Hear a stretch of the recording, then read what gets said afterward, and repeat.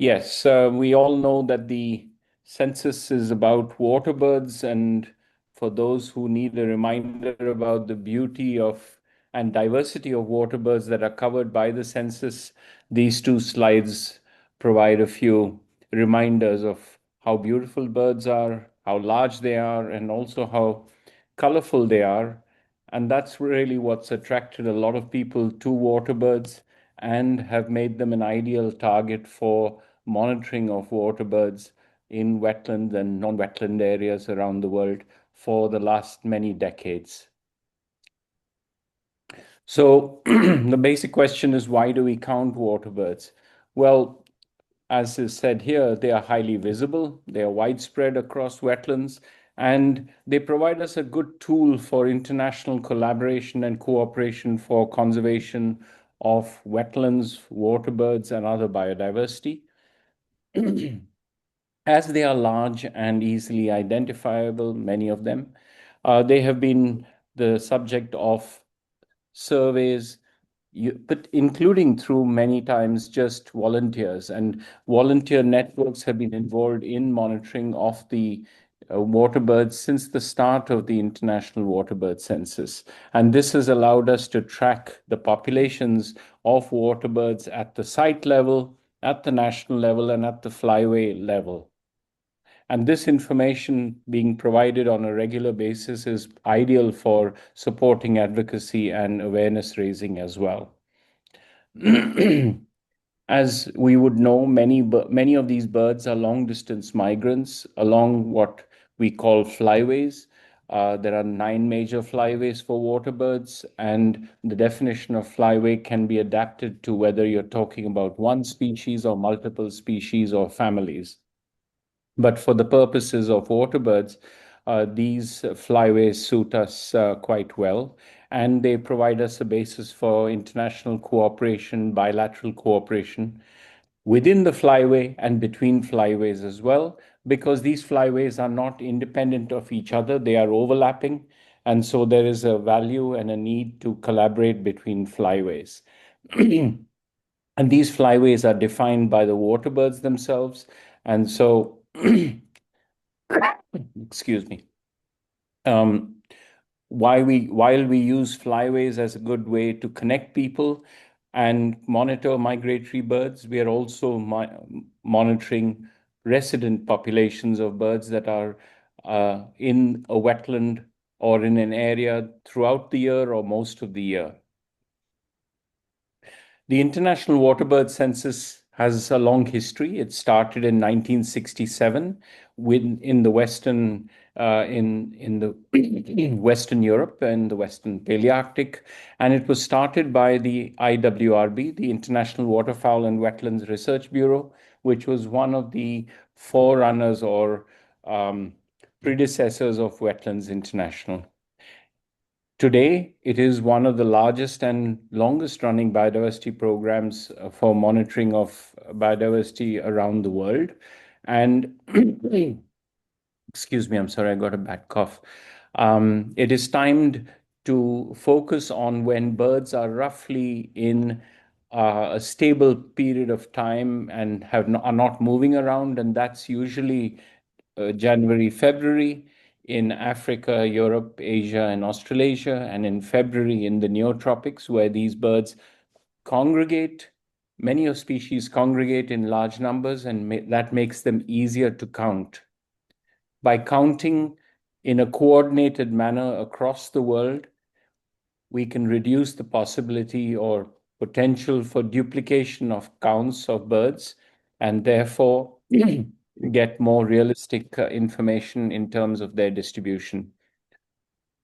As I mentioned earlier, citizen science or volunteers really are what make the census its success.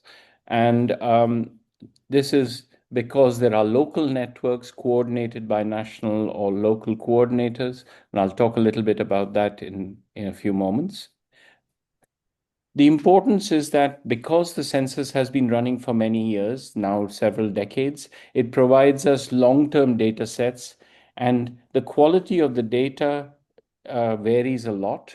In many places, the data is very good. In many places, the data is sketchy. And what we've been trying to do is to build the capacity of local groups to undertake the monitoring in a standardized way so that the data can be compared with different areas and regions, and over time can provide us valuable information. All this information has been really important at the national level, but also at the global level. And I'll come back to that in terms of the policy decision making in relation to the international agreements in a future slide.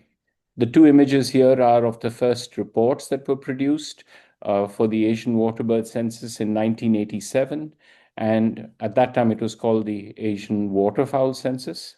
The name has been since standardized across the world as the International Waterbird Census. And today you can see in this image that we have,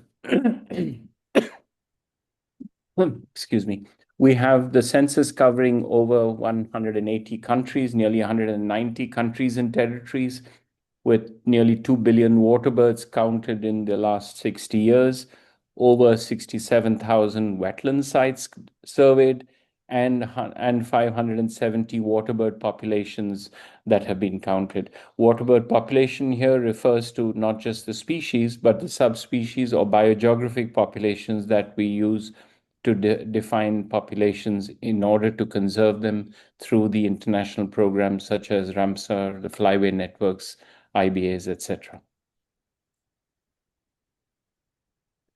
And where are these birds counted? Well, they're counted in wetlands and near wetlands, like in agriculture.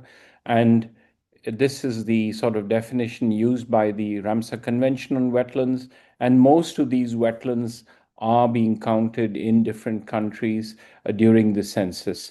Glaciers form part of wetlands in terms of the Ramsar definition, but glaciers are solid, and I don't think we've had any counts from a glacier itself. But very close to many glaciers are high altitude lakes and streams where we do get some counts. The types of wetlands covered include natural wetlands, but also man-made wetlands. That includes rice schemes, man-made reservoirs, sewage farms, salt pans, and a variety of natural wetlands. So the kinds of sites that are being covered by the IWC include protected areas, including national parks and sanctuaries, other conservation areas, Ramsar sites or wetlands of international importance, World Heritage sites, Flyway network sites. We have a very active Flyway network system within the East Asian Australasian Flyway and the Western Hemisphere Shorebird Reserve Network. In the African Eurasian region, we've got a critical site network which have been identified. And within the Central Asian Flyway, the Western Central Asian Flyway site network was launched in Kazakhstan in 2007, but at the moment is not active.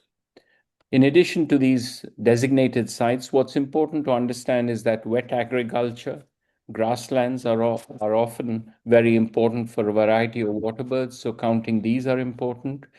IBAs, important bird and biodiversity areas, or KBAs, as they are often also now designated as by the BirdLife International Program, are covered. But besides all these designated areas, privately owned areas, and areas that are important for industrial activity, such as salt pans or ash ponds of power stations, cooling ponds within industry, as well as sewage treatment plants are also covered during the census, in addition to a wide range of non-protected areas. If we look at the expansion of the International Waterbird Census through the last decades, starting from 1987, here the purple color across the various slides will be the areas where we've been receiving information.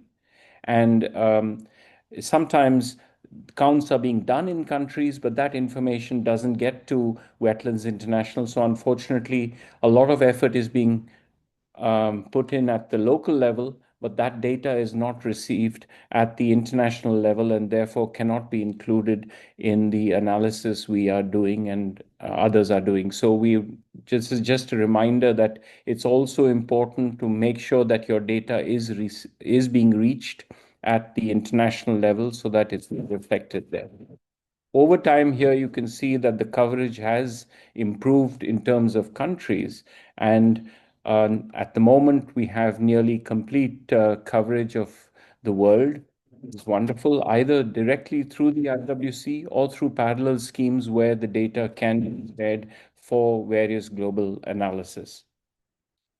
The census is being coordinated in regional census, and here you can see the names: the Asian Waterbird Census, the Neotropical Waterbird Census for South America, the African Waterbird Census, the Caribbean Waterbird Census, which covers a number of islands across the Caribbean region, the Central American Waterbird Census, and not listed here, but the start of all this was the European census, which Zabosh will talk about next.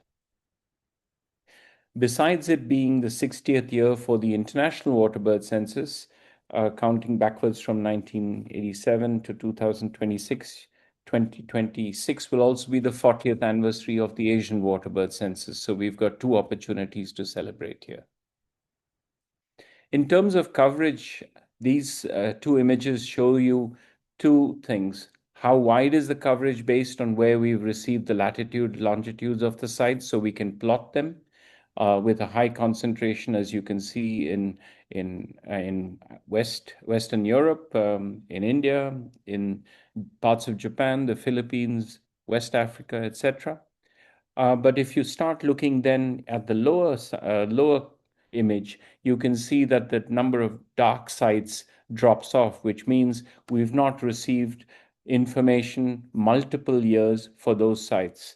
And that is very important in terms of understanding trends of populations and the value of those sites for conservation. So going back to those sites repeatedly, either every year or every few years, is extremely important as part of the monitoring program that's needed for local purposes as well as for the international purposes. The census at the global scale is coordinated by Wetlands International, as well as in the Asia Pacific, in the African Eurasian region, and the Neotropics by different offices of Wetlands International. But we are very pleased to work with Birds Caribbean for the coordination within the Caribbean region, and Manomet Conservation Sciences for the Central American region. So that's how we coordinate it globally and regionally. But in fact, the heart of it is the national and regional partners who are doing this on a voluntary basis. These are from government, from NGOs, or research institutions, and you can see a large number of logos here of these partners who really are the heart of making the census such a success. And they work with a local network of NGOs, volunteers, interested people, government staff, researchers to actually go out into the field and conduct the census. So we're really fortunate that there is a growing interest around the world to participate and support the census. And I think that's what is important in maintaining this work for the future as well. Just to give you an idea of how this looks, the heart of the census are the volunteers who go out and do the work during the census period. Importantly, submit the information, and that can go to a national coordinator or a state coordinator, where, such as in India, there are state coordinators for many of the states. And that data is then brought together at the national level, and then finally at the flyway level, where Wetlands International works to bring that together and report on it. And I'll come back to that in a few slides. So here you can see that this network is really a network of networks that keeps this work together. And here are some happy images of people from around the world who are participating in the census and contributing to it using their own time and money and equipment. So in terms of cost efficiency, the census is really a very cost-efficient way of collecting and making this data available for conservation.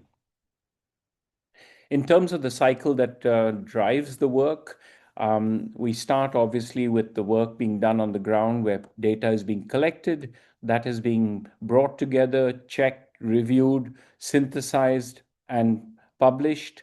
That's then used for awareness raising. It then goes forward to conservation policy work across the various global flyway schemes, the IUCN Red List, and it's also used at the site level for management. And I think this cycle, and the maintenance of this cycle is extremely important.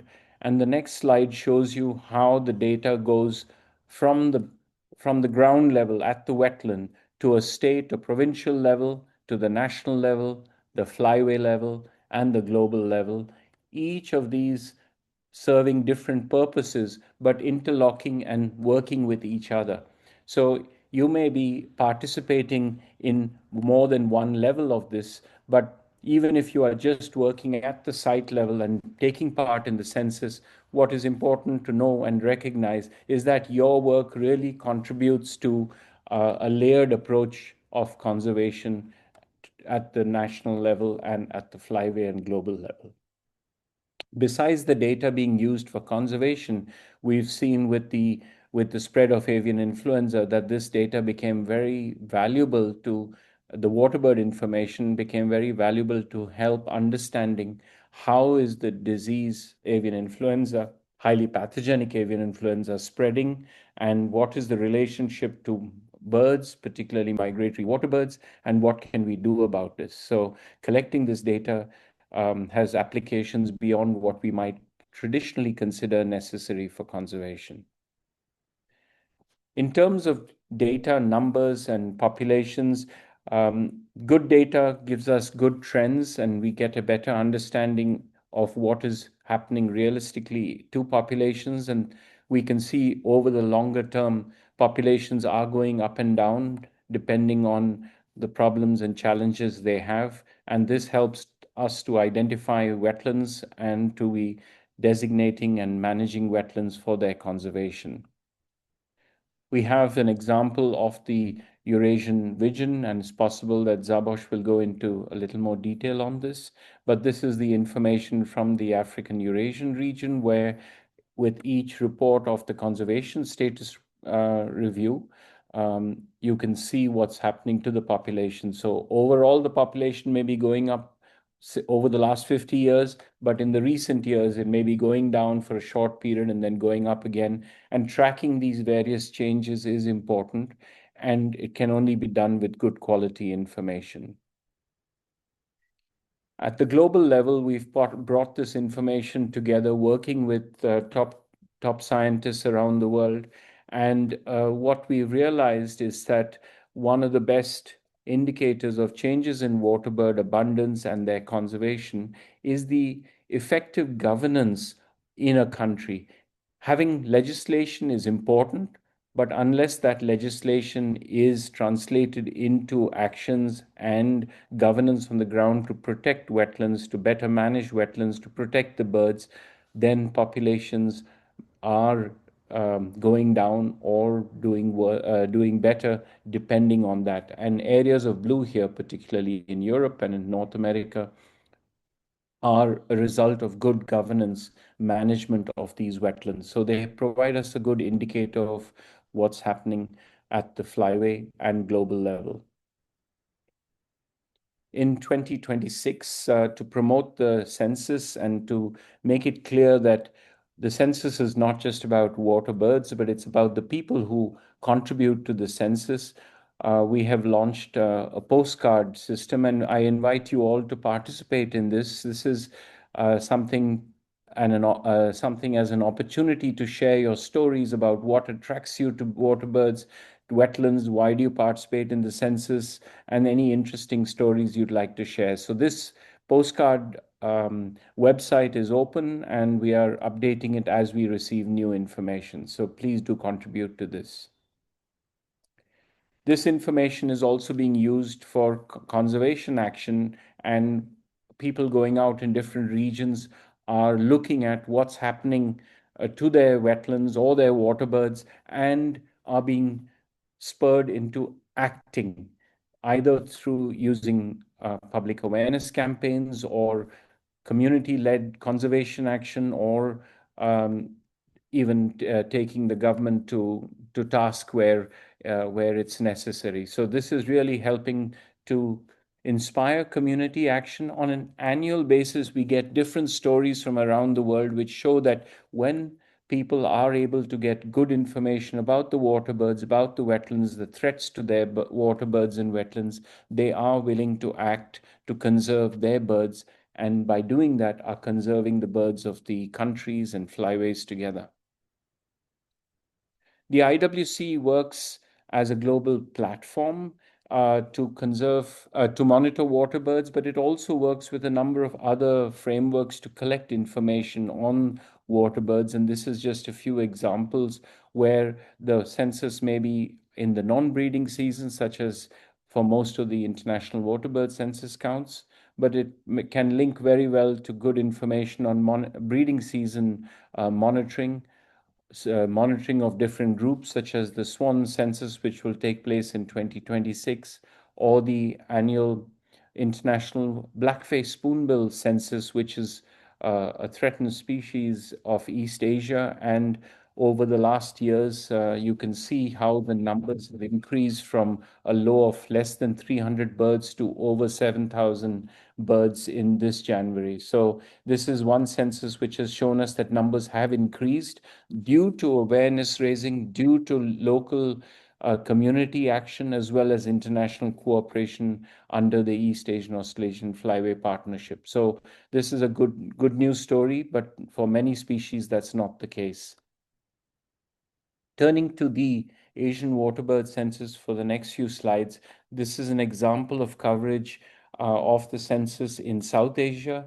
The different colors are the different countries that have been sending us information. Again, we are only able to map information where we receive the latitude, longitude of the sites. And as you can see in Bangladesh, these areas also are the count unit areas that are being covered during the census. We are trying to get all this information from the participants so that we can make it available on the website, so that you know where there have been counts in the last years. And if there's a boundary available, you can go and count the birds in the same area, and therefore your counts can be compared to the counts in the past. So do have a look at this website. We are trying to update this every year with information we receive from all of you.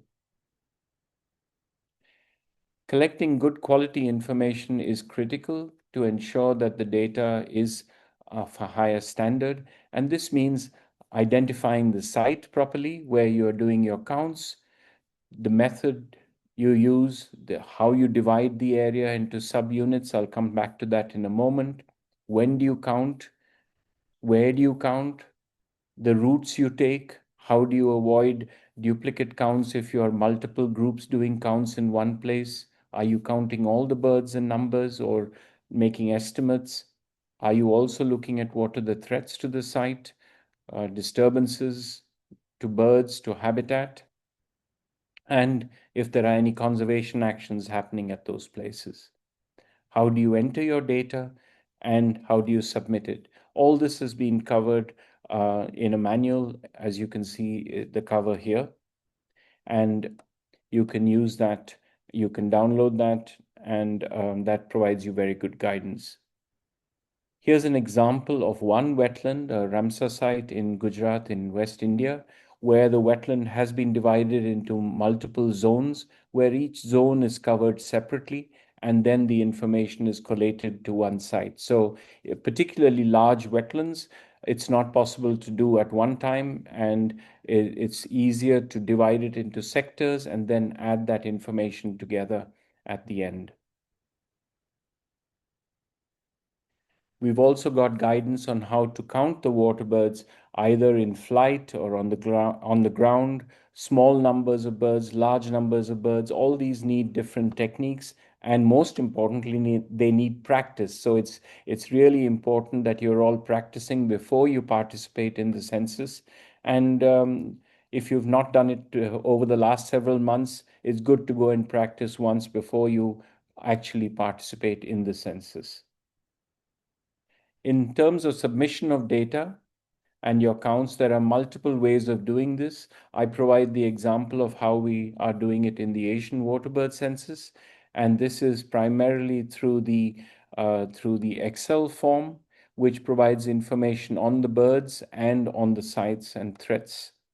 Many people are also using eBird, and we have now launched an eBird project for India this year.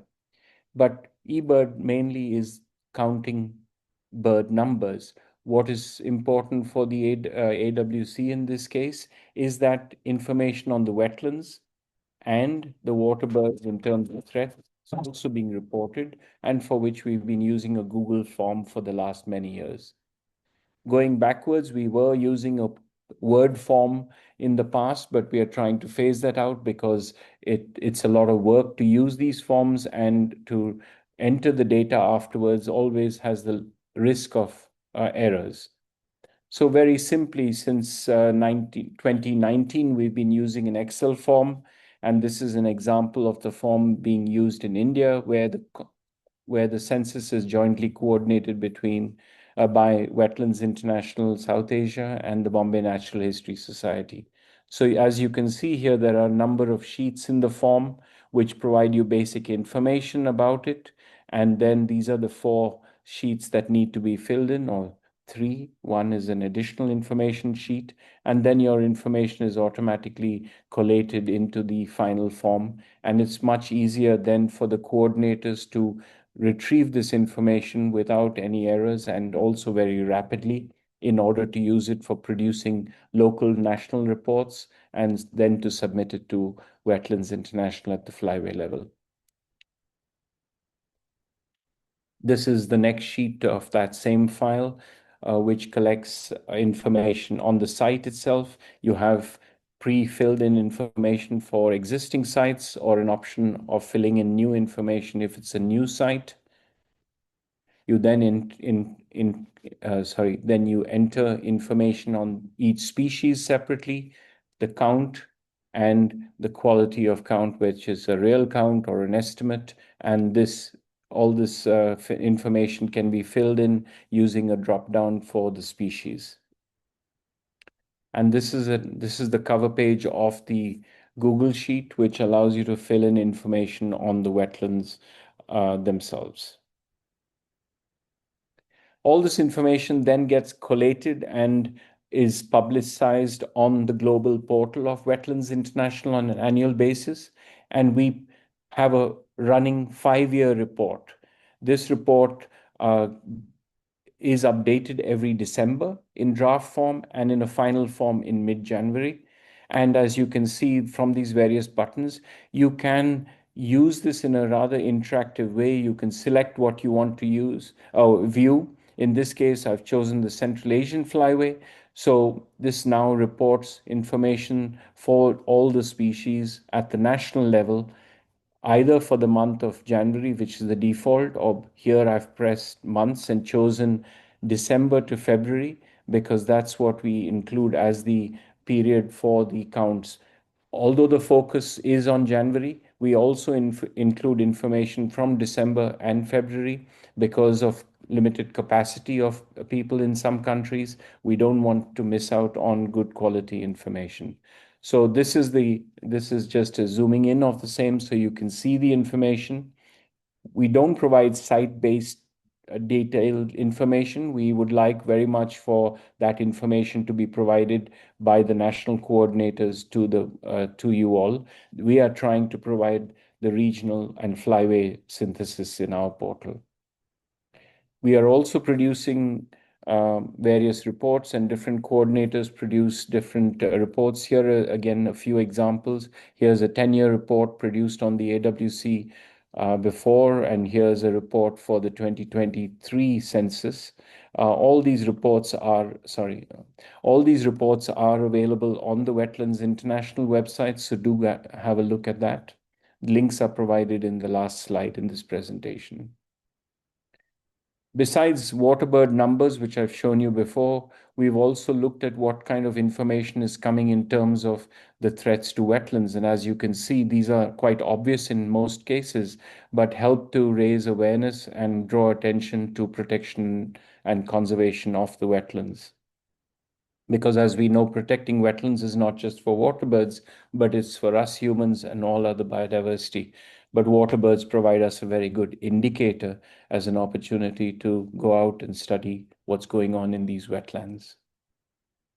If you'd like to join the census, if you're not already part of it, our website has a list of all the coordinators across the world, and you can click on this, and it gives you immediately the detailed email or website where you can contact these coordinators.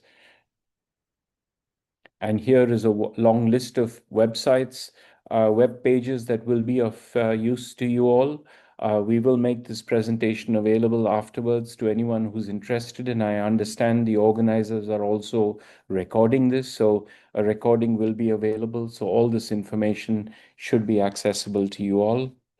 Here we've got a link to the Waterbird Fund, which is an important fund set up by Women's International in response to a request by the Ramsar Convention, CMS, Iowa, so that there is funding available to support the census in a strategic way to fill gaps either in developing countries or to go to new areas where there haven't been census before.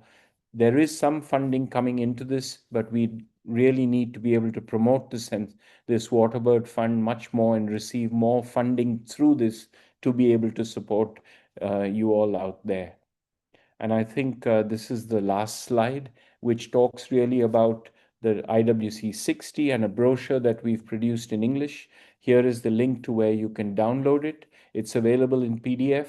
And as we've heard before, this has now been translated into Russian at least, and I look forward to hearing more about this. So thank you very much for the opportunity to speak, and happy to answer questions later in this webinar. Thank you all. Thank you very much, Dr. Tej. Thank you for this really comprehensive presentation.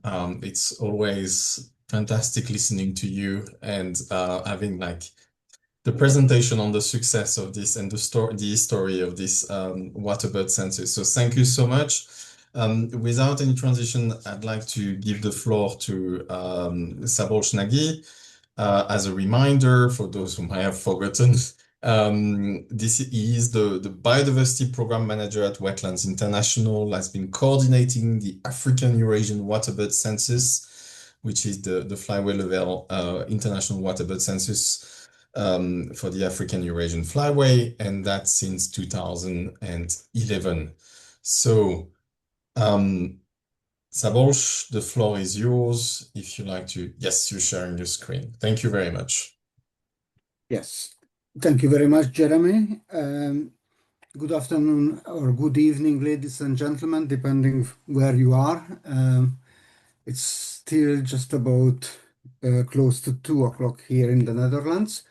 So you might be wondering why I'm talking about the African Eurasian Waterbird Census here. And the reason is that actually the Central Asian flyway is, in terms of the International Waterbird Census, is shared between two flyway schemes, between the Asian Waterbird Census and the Africa Eurasian Waterbird Census. So the Asian Waterbird Census includes countries from Afghanistan, Pakistan, India, Nepal, and so on, while the Africa Eurasian Waterbird Census includes Kazakhstan, Uzbekistan, Turkmenistan, Kyrgyzstan from the flyway.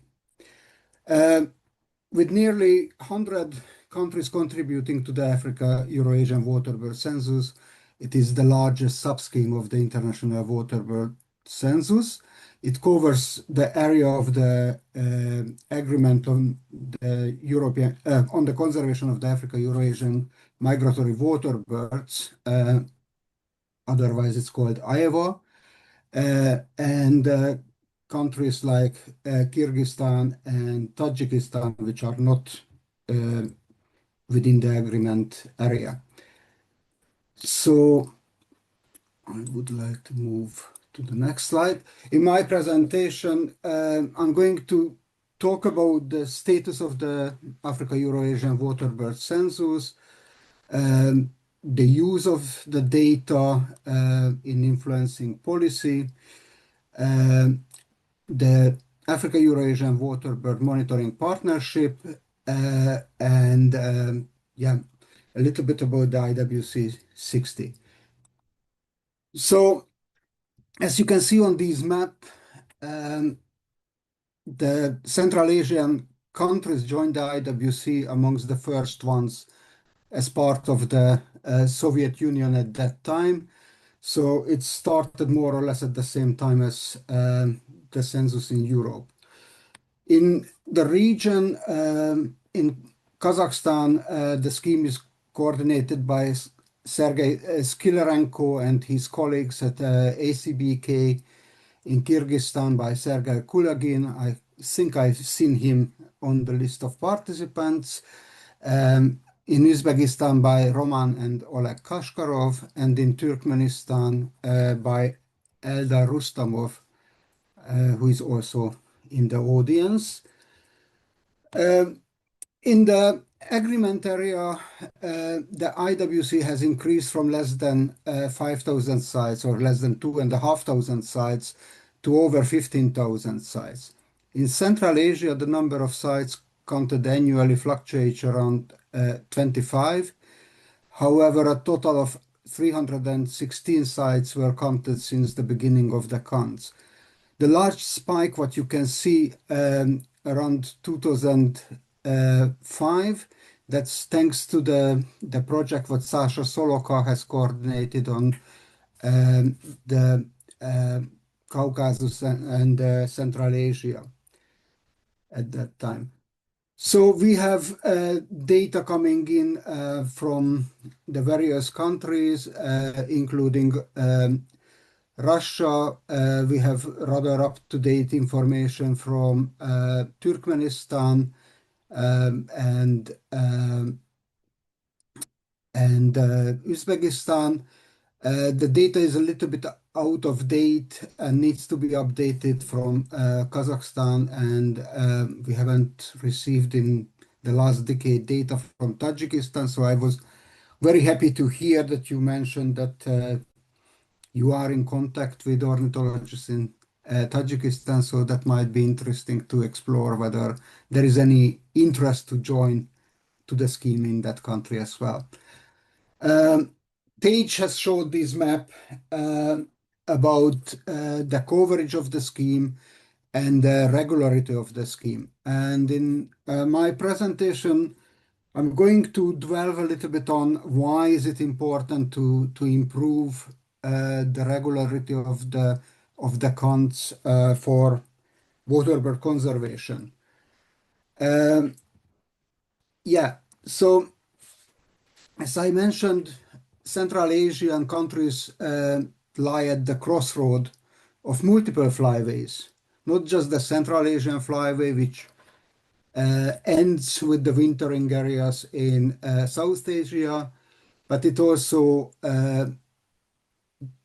part of the West Asian, East African flyway, and some of the birds winter in the Caspian or in the around the Arabian Peninsula, while some others go further to Eastern Africa and Southern Africa.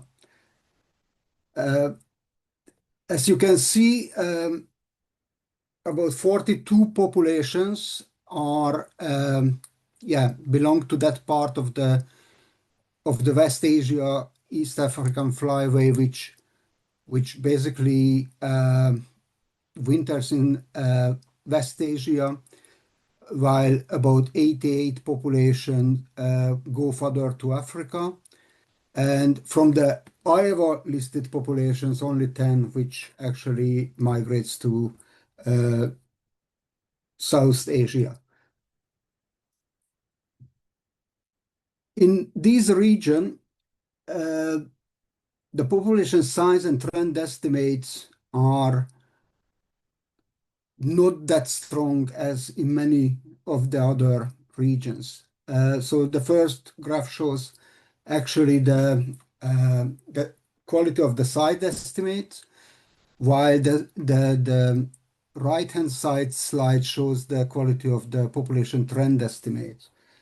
And this is where the regularity of the counts and the number of sites counted comes into play. So you can see on this example of the common pie chart that, yeah, with the large efforts in the 2003, 2005, we could count, or observers could count more than 400,000 pie charts. But since we could not repeat that large coverage, the numbers are much lower. Does it represent a real decline or not?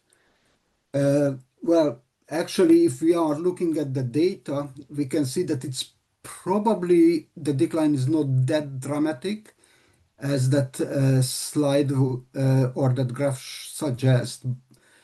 But you can see that the confidence intervals are enormous. So it's extremely difficult to come up with any uh, yeah reasonable conclusion. It's to a large extent it's influenced by the statistical methods that we use to analyze the data. However, the Central Asian flyway is also more vulnerable, or at least the bird populations for which we have data seem to be more vulnerable, more threatened than any of the other IWA regions, maybe with the exception of the Eastern and Southern African flyway or subflyway. And yeah, it would be extremely important to better understand what is the reason. We have our suspicions, but of course it requires more work. Besides of trends, the IWC is an extremely important source of information to identify key sites for waterbirds. The IWC has helped to identify and designate 956 Ramsar sites covering about 1.5 million square kilometer of area, and this is the size of the whole of Mongolia. But there are many more sites which would qualify as Ramsar sites. This is an example what our colleagues at Tour de Valais have carried out in collaboration with other IWC coordinators in the Mediterranean region, and it identified those sites which would qualify and compare that to the sites which have been already designated as Ramsar sites. I do understand that Eldar has been leading some work in the Central Asian region as part of the Central Asian Ramsar initiative to carry out some similar analysis. IWC data is not only useful in the context of identifying sites, but it's also very useful in the context of monitoring how the sites are doing and highlighting when there is a problem. So in this example, you can see the change of oyster catcher in the Wash SPA. It's a big tidal flat area in the UK. And you can see that the oyster catcher numbers have dropped quite rapidly in the 90s. And that has coincided when they looked into it, they managed to identify that this was caused by the decrease in the mussel stocks. So the IWC can act the same way in site manager and or species management as the thermometer in medicine. You can see whether the patient has fever, and then you have to figure out what is causing that fever. We can also use the information coming from Waterbird monitoring activities to measure the impact of policies. So what you can see on these graphs is comparing the population, the combined population trends. So it's a multi-species index, and it compares the population trends of species which are listed on Annex 1 of the EU Birds Directive. That is the protected species, with the population trends of Annex 2 species, which are huntable. And you would assume that actually the huntable species should do better. That's why you can hunt them. But these studies showed that actually the situation is not that. Conservation works. Therefore, Annex 1 species are increasing. At the same time, the huntable species are decreasing. So these triggered also that the European Commission has started a project on the recovery of Annex 2 species. So they are looking into how to make hunting more sustainable and reduce its impact, and how to restore habitats for these species. IWC data can be used in many other aspects. So we looked into it, that we have to produce for every meeting of the parties to the Iowa a report on the status of waterbird monitoring, and we keep record of the scientific publications and data requests concerning IWC data. So since 2012, or between 2012 and 2025, 82 scientific publications have used IWC data, including some of those Nature published papers Tej has showed you in his presentation.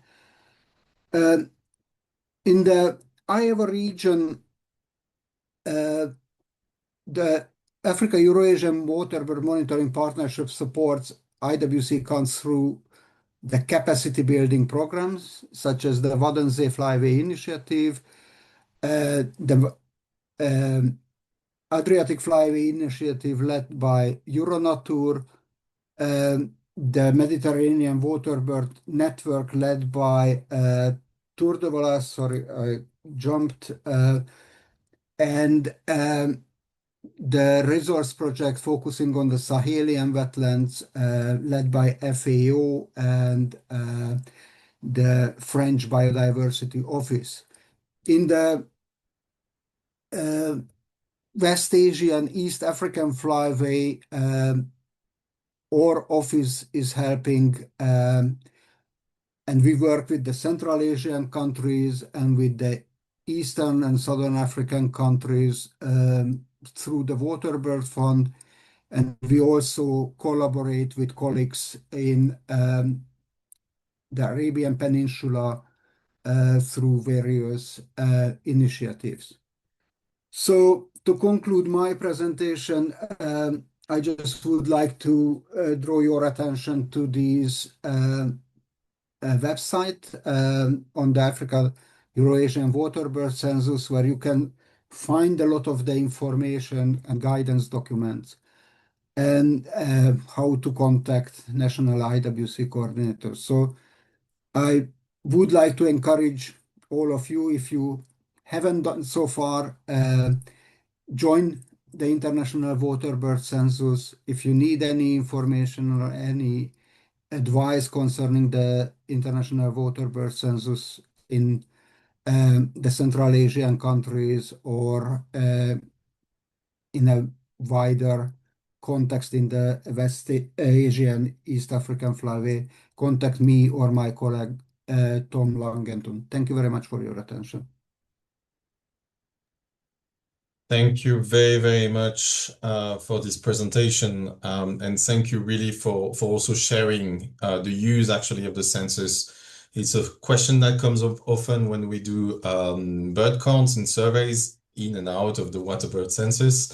What is this data used for? And being able to use and to see the practicality and practical use of 60 years of monitoring is pretty fantastic. So thank you so much for your presentation. Thank you again to Tej for his presentation as well.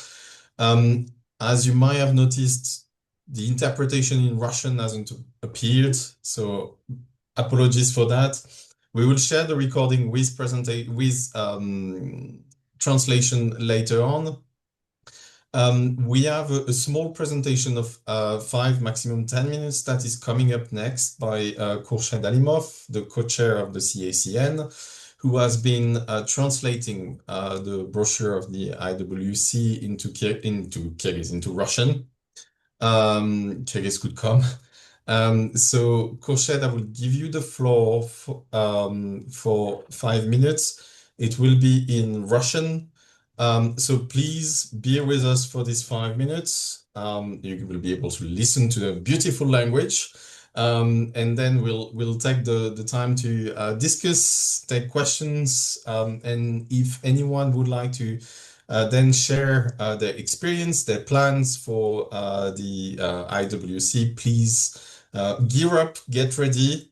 You have 5 minutes for the time that Khurshid is presenting the brochure.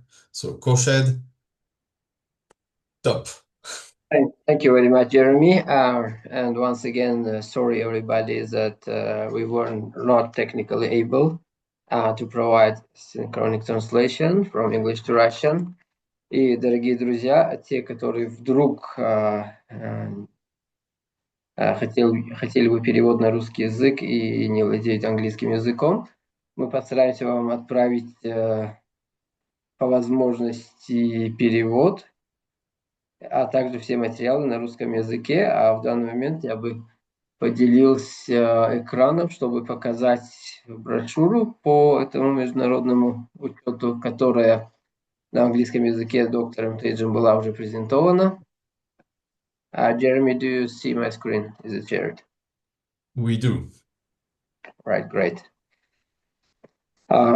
Эта брошюра, естественно, она будет отправлена вам по имейлу, всем участникам, как на английском, так и на русском языке, вместе с презентациями и другими материалами сегодняшнего воркшопа по завершению. Вероятнее всего, это будет завтра или послезавтра, но тем не менее, давайте быстро пройдемся.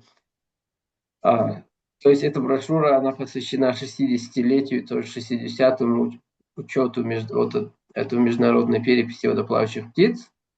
То есть она состоит из вводной части, где рассказывается, как с 1967 года люди, волонтеры, да, такие как мы с вами, уже приступили к осуществлению этого учета, и почему этот учет является очень важным для науки о птицах во всем мире.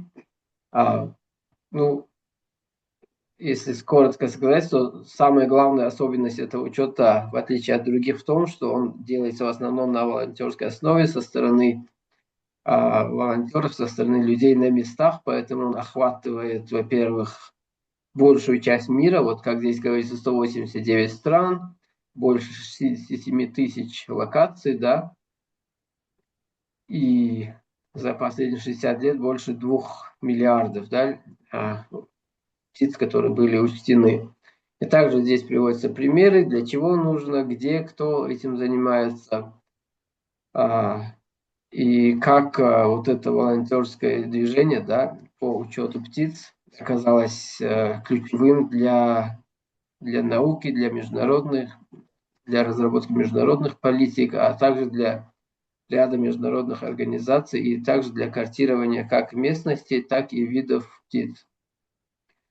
То есть здесь вот как показывается, какие страны, в каком уровне и когда начали подключаться.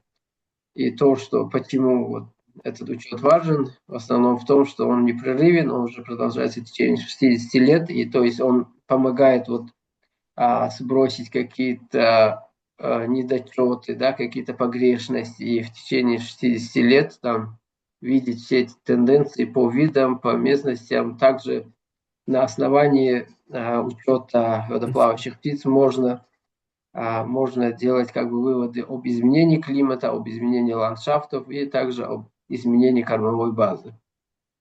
Также здесь указывается, когда какие организации создавались и подключались к этому учету, для чего она важна. И немаловажная часть в конце также просится от всех нас, чтобы по возможности подключились к этому движению путем своих действий, своих волонтерских действий, а также у кого есть такая возможность, при помощи своих также финансов. Да, вы можете делать донат для поддержания вот этого учета водоплавающих птиц у себя в стране, у себя на территории. То есть не обязательно там отправлять деньги куда-то, они могут быть использованы у вас же, да. И также вот здесь в конце видение, контакты, Инстаграм, LinkedIn, дисклеймеры. Вот здесь на как бы, третьей странице, да, с конца есть QR-код, где можно отсканировать и пожертвовать посильную сумму для проведения вот этого учета как во всем мире, так и у вас в стране. Ну, коротко все. Также этот файл вместе с английским и русским вариантом будет отправлен вам по почте, и любые вопросы, любые какие-то дополнения еще можете всегда по почте, по телефону обращаться, всегда будем рады ответить. Спасибо. Thank you, I'm done for now. Thank you so much, Korshed, and thank you so much for doing this translation and also, well, the design once again. So really, thank you very, very much for that. So we are back into English, and it's time to open the floor for questions, remarks, discussions. And we already have a few questions in the chat, both for Szabolcs and Tej, actually. Maybe I can read the first few questions, and then when you have questions, you can raise your hands, and we'll take them slowly by order. The first question is from Peter, saying that the IWC receives a large amount of data. All this data can be of very different quality. And so how is census data verified, especially for rare species? How do you address the problem of unreliable data, and how do species groups participate in this process? I'm just putting right away the next question, which is from Anand, because it's related. Anand is asking that with these surveys, there is always a compromise between increasing public participation and accuracy of information collected. Multiple surveys require roughly equal effort for reasonable comparison. How do you control for effort, time taken, area covered, distance traveled, number of participants, and so on? We can start with these two questions. Tej, Szabolcs, who would like to go first? I don't mind going first, if Tej. Please. So, first to Peter's question about the verification of data. So, we are using multiple methods. So there is an automated check based on country checklists, where basically based on the sites, based on the locations, we automatically look at whether things should happen or not. Then we also, and I spent some of my time going through the reports and checking after I receive from our data manager, tom the data, and check for odd things.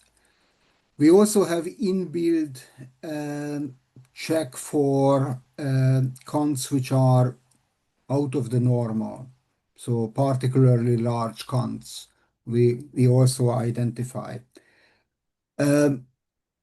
If we see something strange, then we go back to the national coordinators with questions, and we are asking for, what is the evidence? So, for example, if somebody sees, let's say, a slender bear curlew, just to use an unfortunately not really likely situation, but if somebody would come up with a slender bill curlew observation, then we would request the evidence and the opinion of the national rarity committees.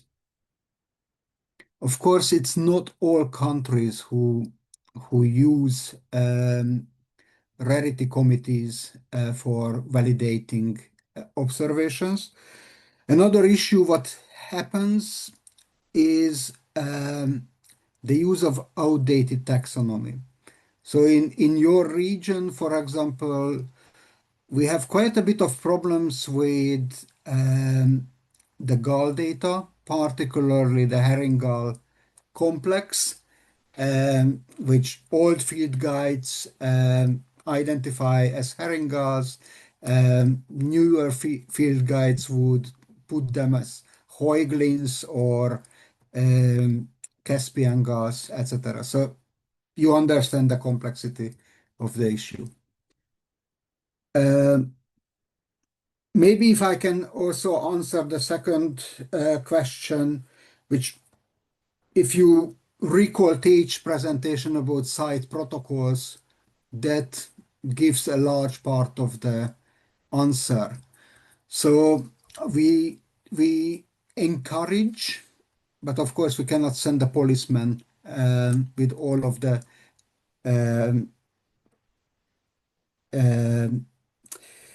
field observance,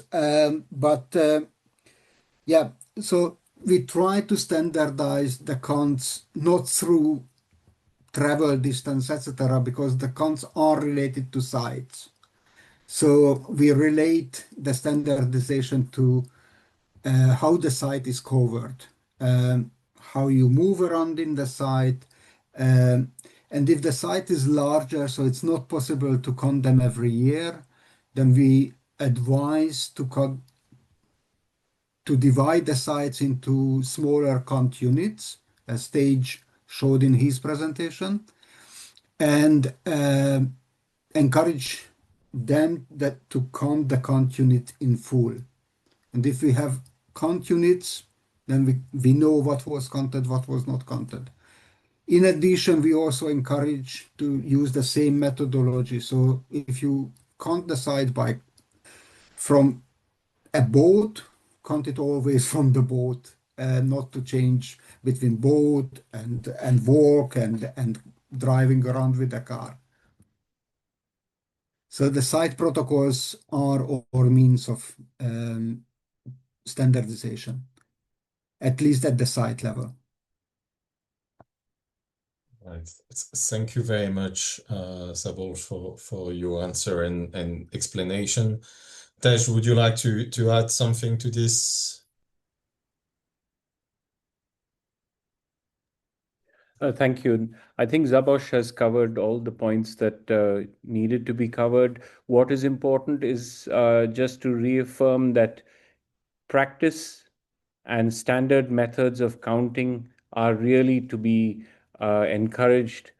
And as was said, if you start counting an area by walking around, please record how you do it. In fact, we encourage site protocols to be drafted, very simple methodology about how was the site counted, which were the locations where the counts were made from, which were missed, in order to be sure that we are able to over time track what's going on. And more importantly, for you as counters and participants, this year I'm going to the site, next year somebody else goes to the site. In order for the census to be done in a standard way, it really helps having some basic information for each site, how you do that. And we don't, again, have standard guidance on how to do that, but we've got examples of how it can be done. And these can be downloaded from the download page of the IWC portal. It can be complex for a complex site. It can be simple for a simple site. But the basic suggestion is that keep it simple so that it is easily understood on how the census can be done at that site and how it can be repeated by other people in the future in order to be done in a consistent manner. Thanks. If I just may add one funny aspect, what we noticed is that because the optics are improving so much, there are certain species where we know that there is a bias. So with the more and more people are able to buy telescopes or counting data for snipes are extremely biased. Because in the past you didn't pick out the common snipes on the other side of the pond. Now you are able to do that with the better optics. But we are aware of the problem and we are kind of accounting for it. And actually, we just say when we cannot use the data for certain purposes. Thank you. Thank you very much to both of you. There was also a question in the chat about whether it was possible to submit the data from previous years, and how. And so Tej answered saying that yes, it is possible, and people are invited to submit them. You are also invited to upload the information on the Excel forms to proofread, sorry, to better understand the situation and the context locally. Thank you so much. Are there additional questions or participants who would like to share their experience or plans? Jeremy, if it's possible, Yes. from Uzbekistan, some words. Go for it, Maxim. Good afternoon, dear colleagues. Nice to meet you here. Very nice presentation, very nice explanation of importance and why we need to do this census, especially for wintering season. I would like to say that in Uzbekistan we have a methodology which was recommended from Ministry of Ecology and was adopted by Ministry of Ecology. And as Taj says, we have points on the main wetlands. We are indicated as especially wetlands for wintering waterfall census, and on these wetlands we have control points which are using every year to count birds.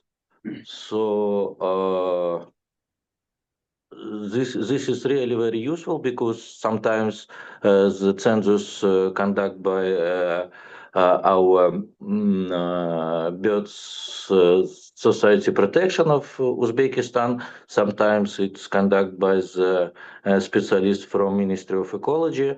So yes, it's very, very helpful, useful when you are using the same points every year, so we can see the any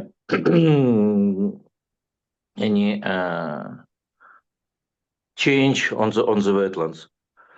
And now we have 22 wetlands in Uzbekistan, which are included in every year water census. And this information sometimes presented by to the IWC website and also present to the Ministry of Ecology. And maybe you need also to contact with a representative of Ministry of Ecology because for IEWA agreement they have a focal point which regular presents the information and reports to the Secretariat of CMS Convention by Water Census also. And from Ramsar sites, we also have the regular monitoring of birds on the Ramsar sites. Yeah, thank you. Thank you very much, Maxime. We have another question on the chat. What is the process of integration of census data collected on other platforms, so others than IWC or AWC, for example, eBird? I realized that there is no state coordinator for Karnataka, sorry, but I know bird census happens in my city. Not sure where is the data collated. Tej, you mentioned that there was a partnership opened with eBird this year. Yes. Would you like to tell more about Sure. it? Happy to explain that. Indeed, for the last few years, we have been working with Bird Count India, which is a consortium of organizations involved in monitoring of different species of birds in the country.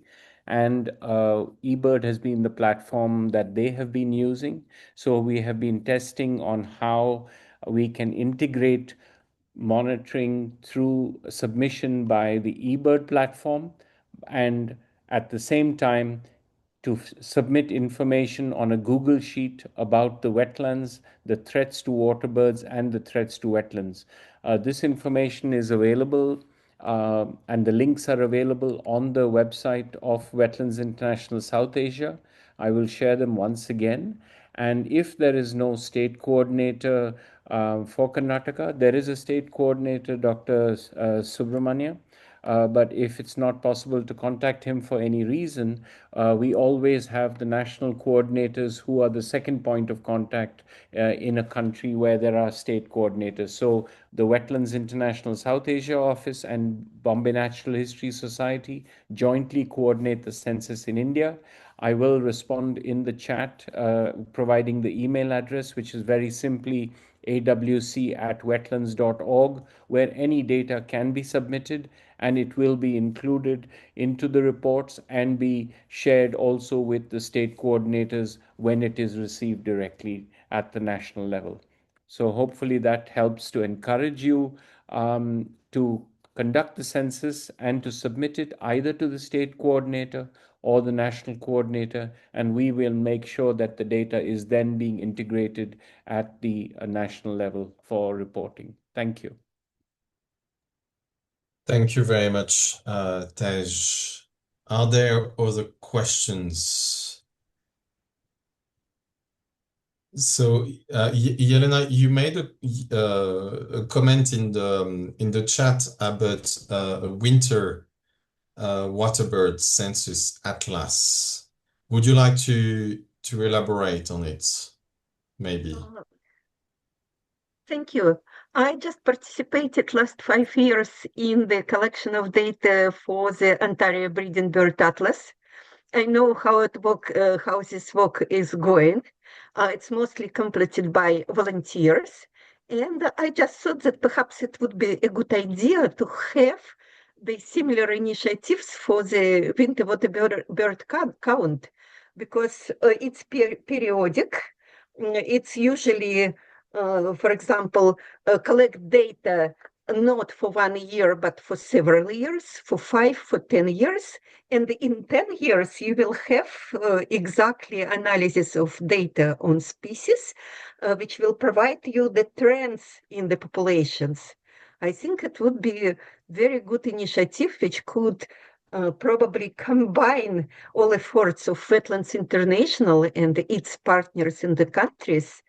And it could be the new initiatives, which is important for conservation. Because I would say that now biodiversity is included in many development projects.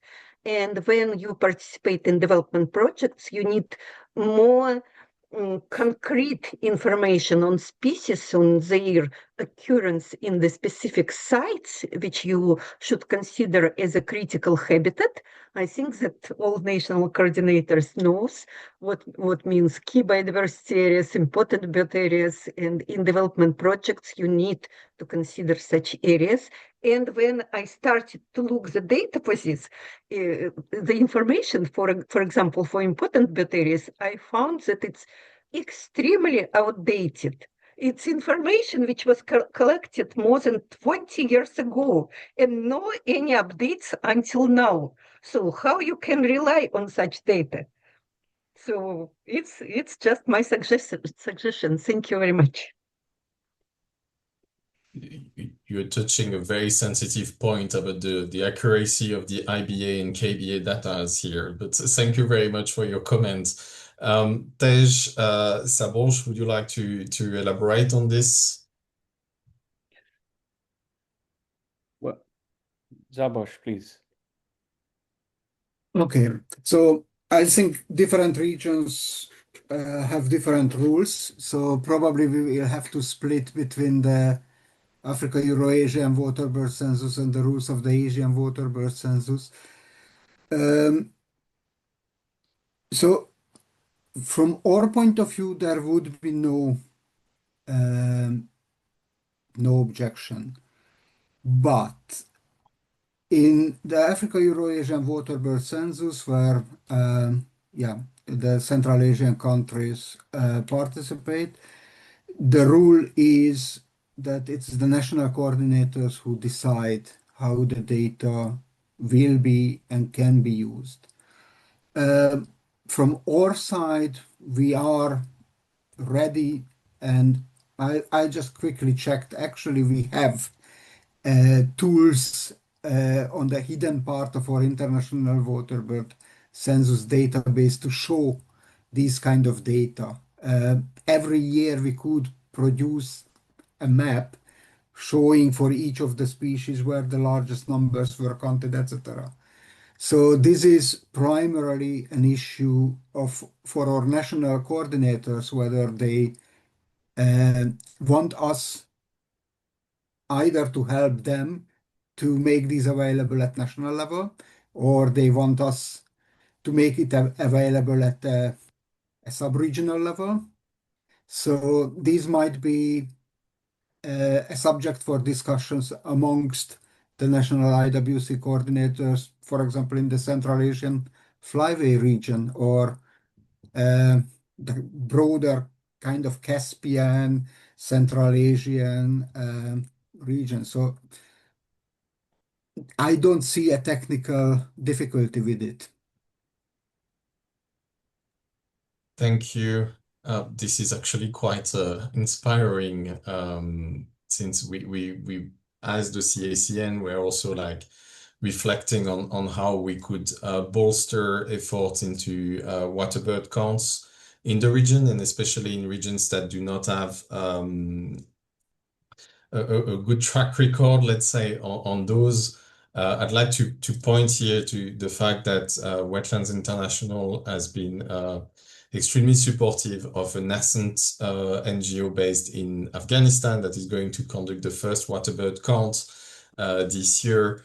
I think Ayub Alavi is online. So if at some stage you want to make a comment about your plans, I think everybody is very excited about the results that are going to come up from this count.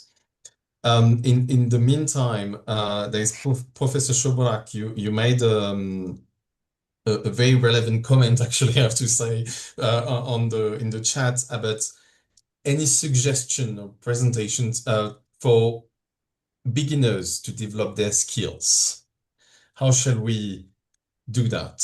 Maybe yearly webinars or any other ideas? Maybe I can start on this.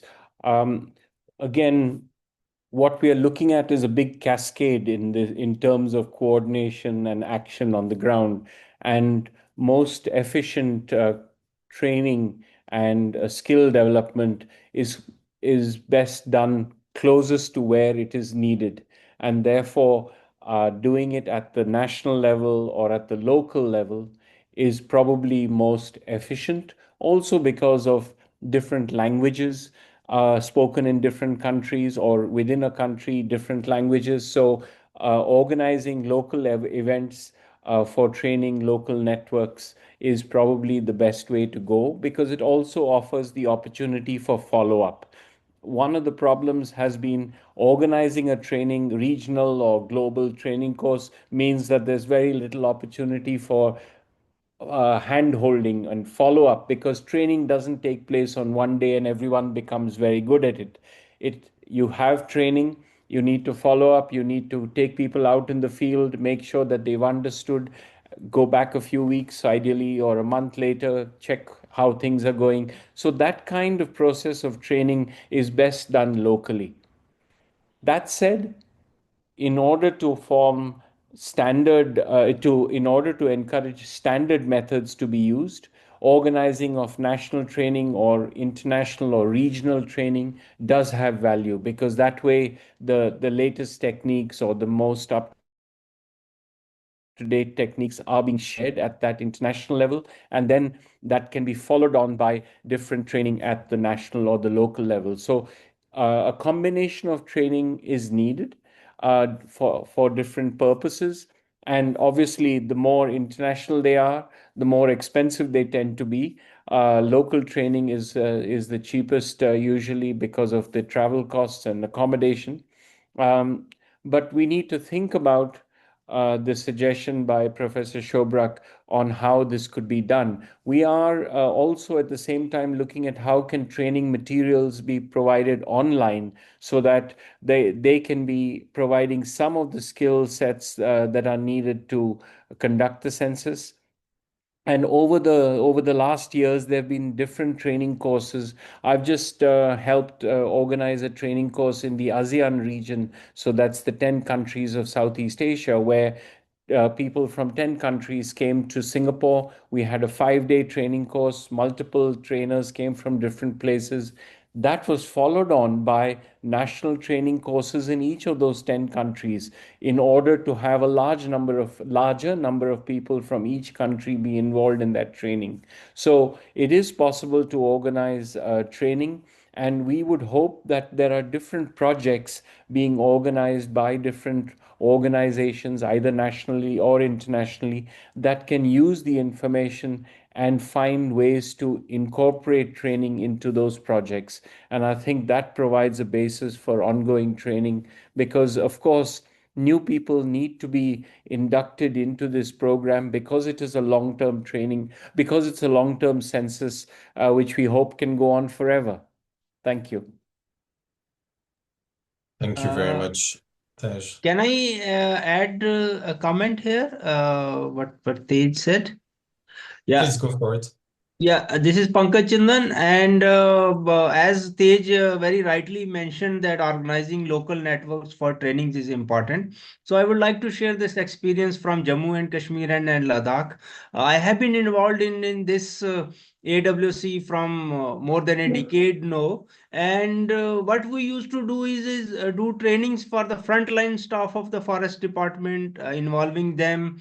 There are local bird clubs here, so they add value to it, and it's cost effective and certainly contributes to the larger goal of AWC, to which we are part. Thanks. Thanks, Pankaj. Thank you. Ayub, you raised your hands. Thank you, Jeremy. I will be speaking briefly. Perhaps for Afghanistan, I'm not sure for after how many years, and I see, Taj, in your maps, Afghanistan was blank. Maybe for the first time, will be contributing to the census. Wonderful. Yeah, thank you. Thank for all the supports and communication so far. We at the organization Revolt here, we did a preliminary assessment of the target areas that potentially we could cover for the first effort.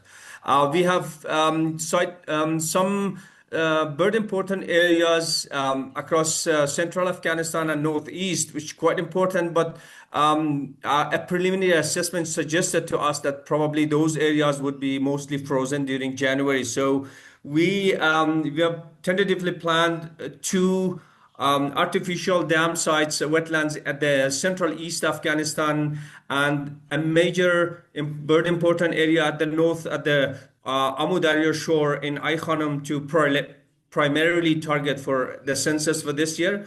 But additionally, we have two secondary sites depending on the logistical situation and other arrangement. If we are able to cover at the central south part of Afghanistan, Abi Stada and another major artificial dam at the south of Ghazni to cover. And this would be the first time that we will be participating in this process. We are really excited and we will be looking into this activity this year. Thank you, Taj and the Central Asia Conservation Network. Thank you. We're really glad to hear that you are coming back on board. Afghanistan is an important country for migratory waterbirds, and we know that there have been a lot of challenges over the last decades, and all the information that's been available internationally, at least, is quite outdated. So it's so important to understand what is the current situation in terms of the wetlands, the waterbirds, the threats to the waterbirds and the wetlands. And I wish you success and luck with your work. Thank you, Ayub. Thank you. Thank you very much for this. Really appreciate it, and good luck with this. Just another small note on the question of how do we train people. In Kyrgyzstan, the Nature Foundation, we are about to launch a training mainly targeting park rangers, but we hope to extend it to the general public on bird identification. It's something very basic, but this is something that is always needed in places where there are not so many bird watchers. It's usually quite costless to organize. It doesn't take that much time, and we think it might provide some good effect on the long run. So this is, I think, the base basically for let's say enhancing participation to this kind of waterbird count. So yeah, just sharing it here. Are there other maybe national coordinators who would like to share their plans, their experience, or any other questions that could be arising? Jeremy, while you are waiting for national coordinators to jump in, I just would like to note that I put in two links into the chat, which provides access to existing training materials or training courses. One is a closed one, but that's the kind of new generation of massive online trainings. The other is the old-fashioned PowerPoint training course in bird identification and counting, which can be very easily adapted to your conditions in South Asia or Central Asia. And I don't think anybody would have any problem if you adapt it to your needs. Thank you very much. Thank you for that. Any other comments, questions, exclamations, requests to talk about raptors? Jeremy, just to add to what Zabosh says, that if people are interested to organize training courses and require information or presentations or documents, please do not hesitate to reach out to your national coordinators or the regional coordinators. That's Zabosh and myself, because we are there to help and facilitate. We may not always have the answers, but we can help to try and point people in the right direction of where these resources are. Some of them are available in English or in a few languages. So there's also the opportunity to use that and to translate and adapt to local conditions for use in different countries. So please look at that. I should mention some good news that Nabeg has posted also on this, and she has written that they have got training material translated into Arabic, and these should soon be available as well. So I hope this link will be made available to all of us. As soon as we get it, I get it, I'll be posting it and sharing it with you all in any way we can. So if anybody has any information, please let us know. Otherwise, just check our website for what information we know and have. It's on the download page on the IWC portal, the link for which I'd shared earlier. Thank you very much, Tej.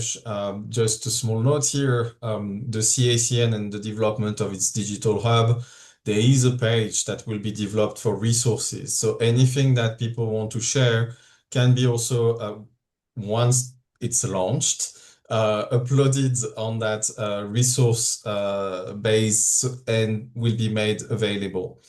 Yelena, you have your hand raised. Would you like to add on? Thank you very much. First of all, I would like to thank Wetlands International and all your team for organizing of this very helpful, very informative webinar. I think it should be regular, at least 1 year before the new census season. And I think it will be very useful for all people. I'm also very glad that I could see here my colleagues from Russian Federation, Elena Ilishenko, Sasha Saloha, my colleagues from Central Asian countries, Maxim, Sergey, and others. I didn't see here Sergey Sklerenko, for example, but I think that he is busy perhaps with other matters. But anyway, it's very good. I have a small question to our Afghanistan counterpart, because in the beginning of 2000s, we found wintering site for the common crane on the border between Uzbekistan, Tajikistan, Afghanistan, and Turkmenistan. And I wonder if common cranes still observing there, and is there any, for example, observations and monitoring from Afghan side? Thank you. And thank you very much for your very comment. glad to participate in this webinar. Thank you. I think we have a deal on doing that on a regular basis. Please feel welcome to participate in any of the webinars. Ayub, would you like to mention something about the cranes if you're still with us? So yes, you're Sorry, still I'm here. muted. Sorry, Jeremy, what do you want me to talk about cranes? The cranes, What the do you question of Yelena about the cranes, they in the 2000s. I didn't get the question, honestly. If you repeat that for me, sorry. No problem. In the 2000s, there was a small population of wintering common cranes that was discovered at the border between Tajikistan, Afghanistan, Uzbekistan, and Turkmenistan. And so Yelena was asking if there was still, if there were any information, if there were still cranes wintering there, and if there was any monitoring happening in the area. To be honest, during these years, the area that you're mentioning were at the core of hostilities and insecurity during the recent years, and there has not been, to my knowledge, any monitoring or assessment in that area. And it just after this change in the country after 2007, 2021, that those areas is accessible, and now we are trying to, reach out to those areas and come up with up-to-date information. But unfortunately, yet until to date, there is no monitoring available from those areas. Sorry.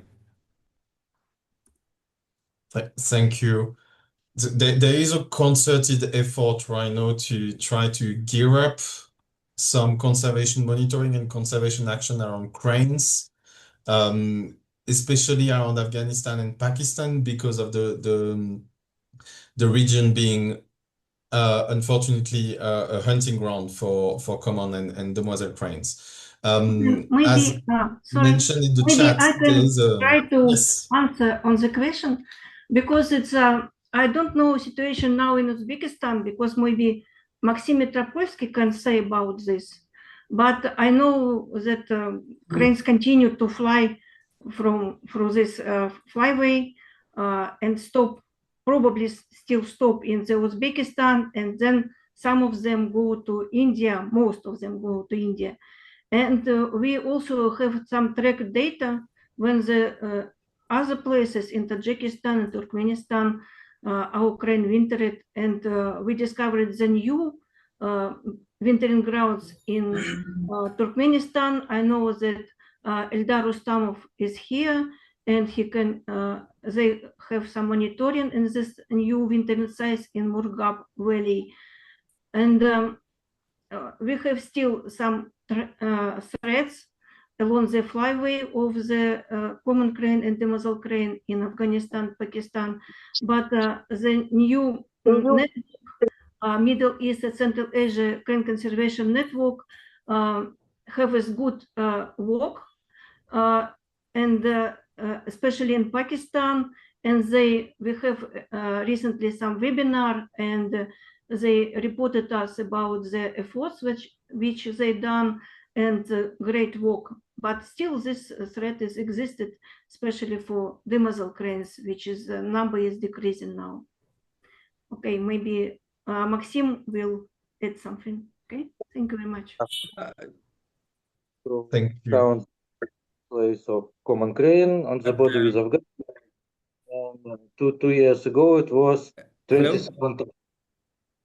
So it's still wintering at that place, and how Elena told, now we have more site for wintering observation of common crane along the Amudarya River. And for example, this year we found some small groups of common crane on Dingiskul Lake. It's the border with Turkmenistan, maybe just 5 kilometers to Turkmenistan. So yeah, it's still wintering. This species still wintering in Uzbekistan. I'm very glad that we can speak with our Afghan colleagues about this situation, because we would like to nominate Amudarya River and this part of Amudarya River as a transbordering Ramsar site between Tajikistan, Uzbekistan, and Turkmenistan.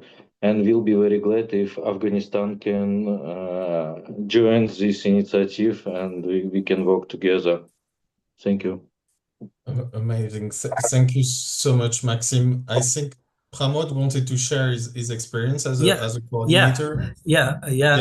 2 years before, I have take part in a waterbird counting, and DFO from Jodhpur district write me later to take part in this. And when I go on to site in kitchen, I have provided site wetland and kitchen, and they have told me to count the bird.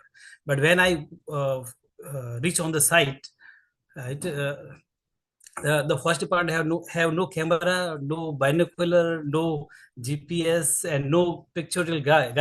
Then I back home. Then I back go to my home, and I take all the instruments, and then I take the pictures and count the water birds. So sometimes this type of problem comes in the field. That the first department have no facility. Thank you. And last year, last year I can't participate in the waterbird counting because Dr. Elena was this time on 30th January. Dr. Elena was in the tour in the kitchen, so I was busy with Dr. Elena. Right. She's also this time in webinar. Thank you. Thank you very much. This year I will definitely take part in this counting. We look forward to seeing the results of your counts. Ayub, you wanted to react, I think, to the cranes question.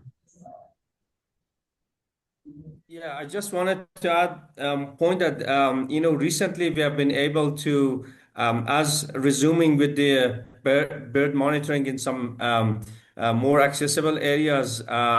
Recently, we produced an update report about the status of hunting and trade of demoiselle crane and a few other species in the north of Kabul city at the area Lower Panjshir sub-basin of Kabul, that I could share the report, a very brief assessment report, if it's an interest to the group. Yes, please. Thank you. Thank you so much. As mentioned in the chat, there is a webinar organized by the ICF International Crane Foundation on Friday. It's the last of a series of 4 webinars about cranes in Central Asia and the Middle East. And so Yelena will be a speaker. Thank you for sharing the invitation as well, Nabij. Are there other questions, remarks?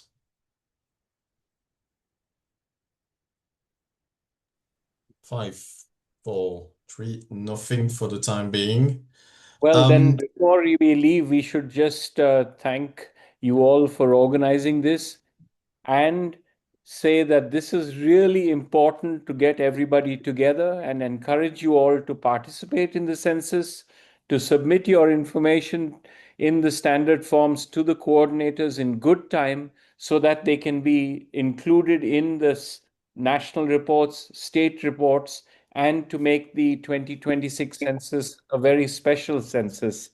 We do count and collect information mainly in what's called the midwinter, which is December to February, but we also welcome information at any time of the year. The Asian Waterbird Census coordinators had in a previous meeting suggested that it would be good to collect coordinated counts also during migration as well as during the northern summer, so up to 4 times of the year. And we would encourage participants who are able to collect information to do this at least for a few sites, particularly protected areas, because the protected areas, Ramsar sites, flyway network sites, require this kind of information to better advise them on how to manage those sites for waterbirds. So please do think about this, and any questions we are happy to answer even after this webinar. Thank you all. Thank you so much, Tej. I think that there is nothing I need to add after those words, except happy IWC to everyone. May your counts be accurate and numerous. And just a small note, we have a break with the end of the year with our webinars. We will resume in the second half of January. Sorry, no Waterbird in January on the webinar. It's going to be about bioacoustics and landbirds, but please do join. That's also quite nice, actually. Until then, wishing you all a very good end of the year, an amazing IWC once again, or AWC. And yes, see you soon. Thank you very much. Thank you all. Thanks, Jeremy. Bye-bye. Yes. Bye. Thanks a lot. Thank you, everyone. Bye. Bye-bye. Thank you, everyone. Bye-bye. Thank you, Thank you. everyone. Bye-bye. Bye.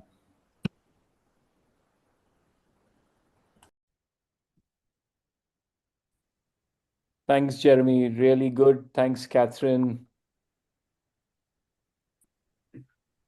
And wonderful to see that the brochure has been produced in Russian.